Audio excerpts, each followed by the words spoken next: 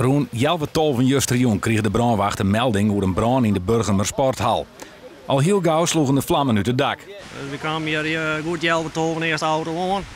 Nou, toen stond de vlam er al volop, dus we verhuizen geen redden meer aan. We hebben gewoon gecontroleerd, let het branden. En na de tijd hebben we met 12 voertuigen nageblust eigenlijk.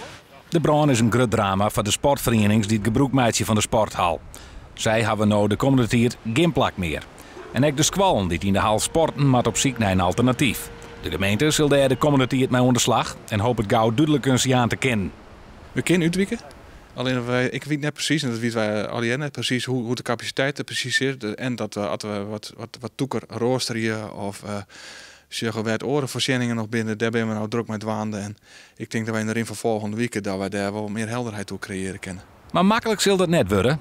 Er binnen net een soort sporthal in Burgum. En ook de verenigingen die het boetensporten hebben een probleem. Zo is het kunstgasveld niet ook in de hals kan share rekken. Het is kregen hier leidt het er, dus het is verschrikkelijk schande dat er nou skeeuwen is. De exacte skeer wie weet nog net precies, daar ben we nou ik mee dwaande.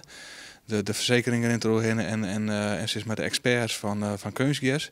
Het feit dat ze een knauw kregen had, dat is wel duidelijk. En hoe het er maar verder moet, nou, dat is nou ook een kwestie van onderzoek. De sporthal waard ook broekt voor de opslag van een soort sportvereniging.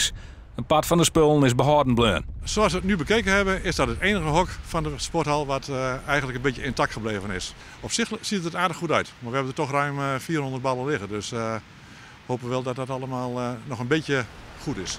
De ballen hoeven dit weekend elke dag net broek te worden. De gemeente denkt na over een verbod voor alle activiteiten op het complex voor het komend weekend. De skeer van de brand is gewoon te groot. Dat kan samenwijzen dat wij met een advies komen richting de sportverenigingen van broek dit weekend je velden net. Dat maken we gewoon onderzoeken. We moeten even zien hoe de brand en de nablusactiviteiten hoe dit zich ontwikkelen. Wat er nog hoor is van de sporthal wordt na elke dag sloopt.